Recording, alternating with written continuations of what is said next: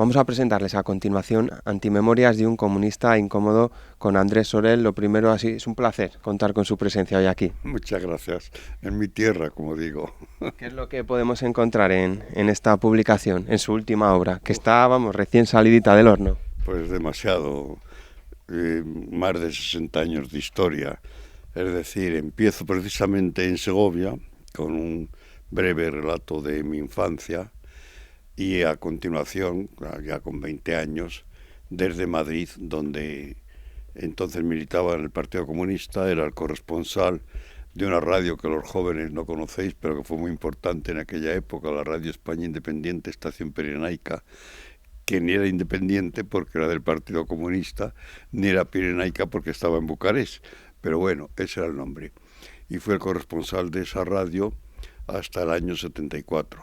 A partir de ahí, pues las experiencias vividas en distintos mundos, bien fueran socialistas o de revoluciones, para mí los más interesantes fueron los de Praga, donde estuve viviendo durante la que se llamó invasión de Praga y después primero primavera, es decir, el intento de transformar una sociedad rígida, estalinista, en una sociedad abierta, con la participación de todos los ciudadanos, no represiva, con un socialismo distinto, que fue acallado por los tanques. También el Mayo francés, que lo uno precisamente al 15 de mayo en toda España. Por eso titulo ese capítulo que por mayo era por mayo. Otros mundos que reflejo, pues el de la Revolución de Portugal, la llamada Revolución de los Claveles, que estuve desde la primera noche, que incluso en compañía de los militares fui el primero en entrar en la cárcel de Casillas y tenía grandes amigos allí. Y los viajes a los países socialistas, quizá el más curioso por lo difícil, mi estancia un mes en Corea del Norte, que reflejo con pinceladas. La idea del libro, por eso se llama Antimemorias, no es hacer algo en torno a mí, sino en torno a lo que me ha rodeado, que he visto y que intento mostrar objetivamente para que sea el lector en que interprete. También los tiempos de la clandestinidad y la censura. Fraga Iribarren me prohibió todos los libros que yo intenté publicar del año 62 al 74, entre ellos varias novelas y varios ensayos. Y junto a eso, pues la clandestinidad. Creé varios periódicos comunistas en Madrid, fui impulsor de lo que llamamos entonces las fuerzas del trabajo y la cultura para oponernos al régimen, y después el exilio en París, donde dirigí la revista Información Española, que era para todos los emigrantes en Europa, hasta que en el 74, por finales del 73, por desavenencias tanto ideológicas como políticas, como humanas, que para mí son muy importantes, con Santiago Carrillo y parte de los dirigentes del Partido Comunista, pues salí y ya no volví a militar en ningún partido, pero sí en lo que considero que es fundamental, el compromiso de izquierdas.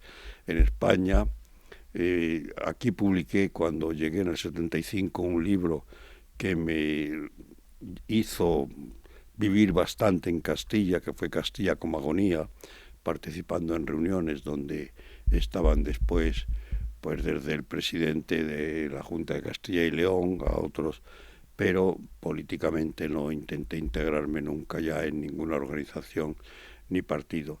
Fui fundador del periódico Liberación, del que estuve como presidente mientras salió un año de preparación y 5 meses de salida en los kioscos. También he sido responsable de la Asociación General de Escritores de España durante bastantes años. En fin, podría continuar, pero lo que quiero decir es, y bueno, estuve hasta en la guerra de Irak, pero en la guerra de Irak cuando estaba en guerra con Irán. Fui invitado por el gobierno iraquí a un congreso de escritores y estuvimos en el frente. También estuve en Libia, he recorrido parte de África, sobre todo la que tiene que ver con los que yo después escribí el libro Las voces del estrecho, la inmigración africana tan actual en nuestros días en general. Y así podría hablar también de la Revolución Cubana, del año 63, aunque era español, por mis conocimientos sobre Cuba, pasé a desempeñar funciones como de consejero o agregado cultural de la Embajada de Cuba en Madrid. Estuve hasta el año 67, en que Fraga también protestó porque no podía tener ese cargo un español, y desde entonces he viajado mucho a la Revolución Cubana, he conocido a todos sus grandes personajes, he escrito muchos libros y no me explayo más pues porque parece que siempre he estado viajando constantemente, ¿no? Aunque residiera en Madrid. Y eso me ha permitido ver pues muchas revoluciones y mundos frustrados, truncados, perdidos, pero siempre, y esto es lo que intento transmitir en el libro, me quedaba el factor humano, el hecho de hablar de las personas, de los derrotados, de los que han sufrido cárceles, torturas, incluso de los que han sido víctimas de dogmatismos, de represiones incluso dentro de su propio partido o de las organizaciones fascistas. Eso son estas antimemorias que, como digo, abarcan demasiados años, demasiados mundos y demasiadas historias. Como ven, Andrés Sorel nos ha narrado un poco lo que ha sido la historia de España, también del mundo, durante varias décadas. No sé si esta obra que hoy presentamos puede ser un poco su obra cumbre. Ha dicho que ha presentado diferentes obras, casi medio centenar, pero no sé si aquí es la obra cumbre la que consigue retratar todo. Yo me negaba a escribir sobre lo que había sido mi experiencia, mi vida, precisamente por ese cúmulo de terribles circunstancias que narraba, de grandes derrotas, porque he vivido, visité todos los países comunistas para después comprobar. Mi tesis es que el comunismo no ha existido, que existieron pues burocracias que ejercían en nombre del comunismo un capitalismo también de partido y de Estado. Entonces, no sé cómo podría explicarte que todas estas vicisitudes querían algunos escritores, muchos con nombres muy famosos, hasta algún premio Nobel, que las pusieran en un libro. Yo me resistía siempre porque quería hacer mis novelas o mis estudios sociológicos, hasta que me he dado cuenta que este era un gran momento. Por eso el subtítulo del libro se llama De la Pirenaica a Podemos, es decir, del fenómeno de la clandestinidad y de la lucha comunista en el franquismo al surgimiento de los movimientos que a partir del 15 de mayo de 2011 pues han intentado cambiar un poco la situación política española, y comprendí que sí era lógico que reflexionara sobre todos estos temas, porque como dijo nuestro gran poeta sobre el que he escrito algunos libros y para mí maravilloso, Antonio Machado, ni el pasado ha muerto ni el futuro está escrito.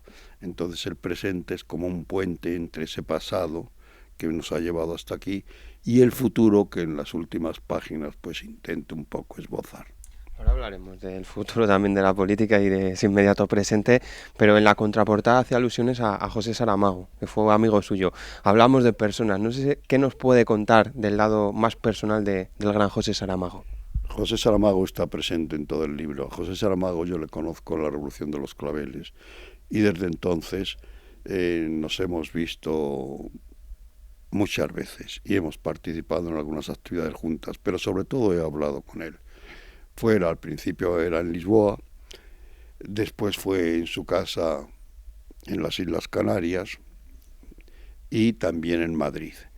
Entonces, para mí ha sido, y nos hemos escrito bastantes cartas, escribíamos a mano los dos. Aquí recojo palabras puntuales sobre hechos fundamentales. José Saramago para mí es uno de los escritores no solamente más profundos, sino también más lúcidos que ha dado el siglo XX en su interpretación de la realidad. Él pertenece, como yo llamo, junto con mi otro amigo, sí vive, está en León, el premio Cervantes Antonio Gamoneda, es después de Saramago el amigo mayor que he tenido, uniéndole a un tercero, que casi le vi morir, como quien dice, José Luis San Pedro. José Saramago, a través de pequeñas frases, de pequeños fragmentos de las cartas que me enviaba, hace una vivisección exacta del mundo que vivimos en su doble dimensión trágica, que para mí es importantísima. Una, la de un mundo acentuado en las diferencias sociales, en una minoría explotadora terrible que cada vez gana más dinero y, bueno, es incluso más corrupta, y una mayoría que va perdiendo incluso las grandes conquistas sociales que ha alcanzado a lo largo de siglos. Pero al tiempo José Saramago es un hombre que participa en lo que muchos creemos, la destrucción de lo que nos hace humanos. Uno, el pensamiento, con la uniformidad que a través de los medios y del poder que los controla se intenta llegar a lo que algunos llaman un pensamiento único y que yo defino casi mejor como un no pensamiento, y de la propia casa en la que el hombre alberga, que es la tierra, es decir, de la destrucción terrible que por un capitalismo que solo busca con una voracidad extraordinaria sus ganancias, sus beneficios en el menor corto plazo de tiempo posible, a costa de que se destruya el medio ambiente, el medio físico, se contamine la atmósfera, los alimentos, es decir, todo esto. Él era un hombre muy proclive a indagar siempre y a escribir sobre estos temas, tanto que yo, el día que murió, es la única vez que ya muerto no tenía interés en ver la parafernalia que rodea siempre estas cosas. No fui a Ciñaga, la aldea donde había estado antes para escribir un libro que hice sobre él. Entonces me dijo, yo cuando me muera lo que me gustaría es que en mi lápida pusieran: aquí yace José Saramago, un hombre indignado. No sé si lo han puesto o no, ni quiero verlo, porque si no lo han puesto le han traicionado, y si lo han puesto pues sí me alegraría mucho de eso. Entonces es casi un compañero por lo que humanamente hemos hablado y lo que él como escritor ha realizado a través de esa obra profunda y enraizada con todos los problemas que inició en aquella novela, se llamaba Alzados del suelo. Hablamos de indignados y en el mundo que hoy en día vivimos hay muchos, porque bueno, en recientes fechas hemos visto que todos los políticos, voy a incluir a todos, no me voy a dejar a ninguno, pues han fracasado, ¿no?, en ese intento de formar gobierno. No sé qué valoración le hace, porque sí, nunca había pasado esto en España, al menos en los años que hay de democracia. Es la misma cantinera de siempre. Todos lo que quieren es poder. Todos lo que quieren es figurar en el poder. Unos con el máximo poder y otros en los aledaños del poder. Yo, para mí, un movimiento que se diga revolucionario lo que debe buscar no es el poder, sino la transformación de la sociedad, la educación cívica de los ciudadanos, hacer insistencia en que participen y no se limiten a votar una vez cada 4 años, sino que diariamente en sus casas, en sus barrios, en sus aldeas, en las ciudades, vayan creando una cultura cotidiana que vaya limando las injusticias, las corrupciones, todo eso, y que cívicamente también y culturalmente les vaya haciendo ver que no deben dejarse guiar por todas las señales que les llegan de quienes controlan los medios de comunicación, sino que ellos mismos deben pensar por sí mismos. Para mí la libertad está en la diferencia. Si no hay diferencia, si no hay pensamiento de uno mismo, no hay libertad. Y de ahí que me moleste mucho lo que se hace en las elecciones, que se convierten ya en un espectáculo, pues como puedan ser los partidos de fútbol, las grandes galas musicales de los cantantes de moda.